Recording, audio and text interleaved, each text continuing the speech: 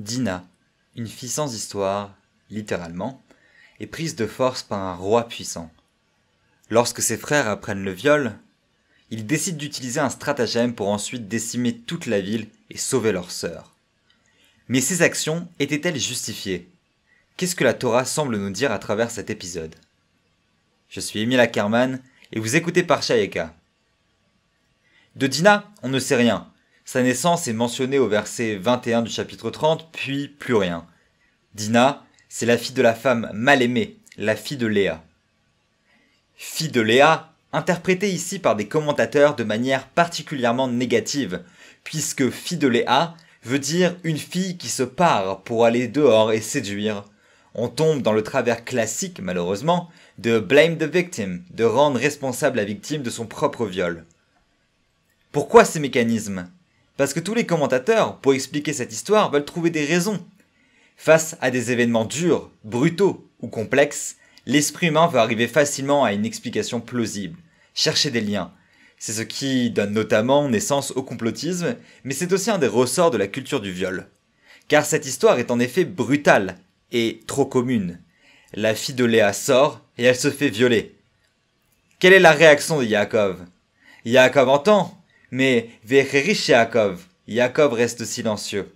Il n'appelle pas ses enfants, il attend simplement qu'ils reviennent du champ, pas pressé. On voit bien la différence quand au chapitre 37, Yaakov apprend la mort de Yosef. Il se lamente, déchire ses habits, pleure toutes les larmes de son corps, reste inconsolable. Yosef, lui, est le fils de Rachel, mais la fille de Léa, dont le sort est inconnu alors, ne mérite pas toutes ces émotions. Par contre, les fils de Yaakov sont outrés.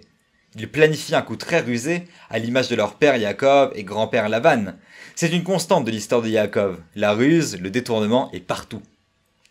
Alors que Hamor, le père de Shechem, a l'air de venir demander sincèrement une alliance avec la famille de Yaakov, les frères font mine d'accepter l'offre, leur proposent de se circoncire pour ensuite venir le 3e jour, massacrer tout le monde, prendre leurs richesses et sauver leur sœur.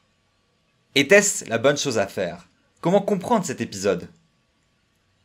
Il me semble que la Torah, dans cet épisode, souffre autant que Dina. Je m'explique. Aucune des réponses apportées au viol de Dina ne sont satisfaisantes. Et les lecteurs, comme le narrateur sacré, sont pris au dépourvu, passivement, du déroulé des événements. L'épisode finit par une remarque désobligeante de Yaakov, et les frères qui répondent « Aurait-on laissé notre sœur se faire traiter comme une prostituée ?» Sans réponse. Non pas que ça leur donne raison, mais plutôt que tout est fait, que ça n'appelle pas vraiment à une réponse. Parce que la première réponse qui aurait dû être apportée face au viol, selon les commentateurs, c'est celle des habitants de Shrem. En effet, selon le Rambam et le Chizkuni par exemple, les non-juifs étant des Noachides, ils étaient soumis à l'obligation d'établir des tribunaux et de punir les mauvaises actions, même si elles émanaient du roi.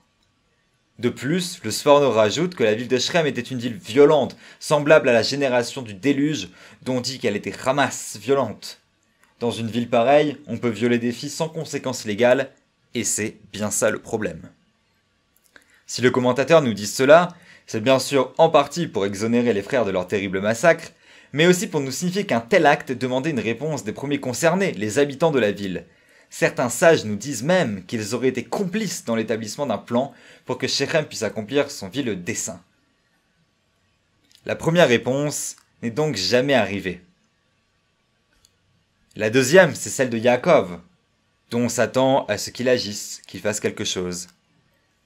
Mais sa passivité, son silence nous dérange, nous agresse. Pourquoi ne fait-il rien? Pourquoi cette indifférence? On a l'impression qu'il se réveille tout de même, mais trop tard. Il condamne la violence de ses fils envers la ville après que tout soit passé.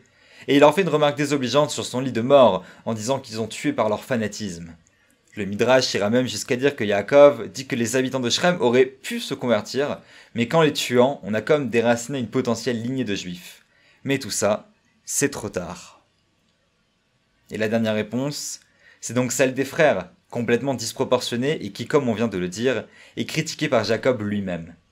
Cette violence s'inscrit encore dans la lignée des crimes d'honneur, et il est étonnant que la ville de Shrem, décrite comme une ville violente, comme la génération du déluge, soit finalement massacrée avec une même violence.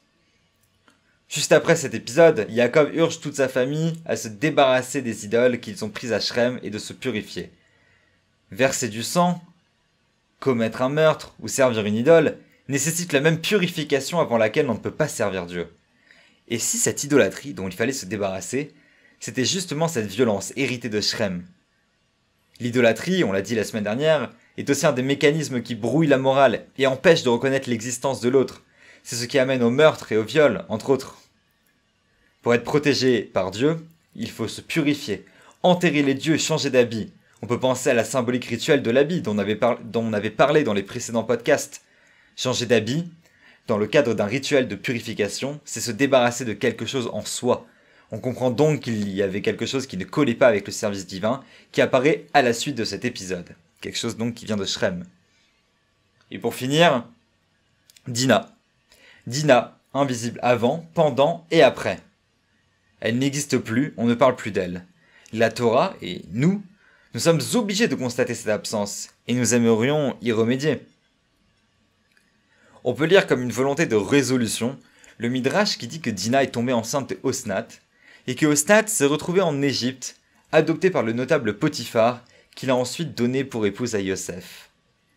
Il fallait donc une résolution, que Dinah puisse symboliquement de nouveau exister et être attachée au peuple, à la destinée commune. Elle sera donc par sa fille. Que faire de cette histoire aujourd'hui ? J'aimerais proposer que la Torah nous expose en fait l'absence de bonne réponse qu'il y a eu au viol. Nous laissons la possibilité de construire, grâce aux apports des sages et au développement de la réflexion sur cette problématique, des meilleures réponses. Et il y a encore beaucoup à faire aujourd'hui, malheureusement, pour ces problèmes-là. Il nous incombe à tous, des enfants de Shrem aux enfants de Yaakov, de chercher à les résoudre. Shabbat Shalom et Good Shabbos.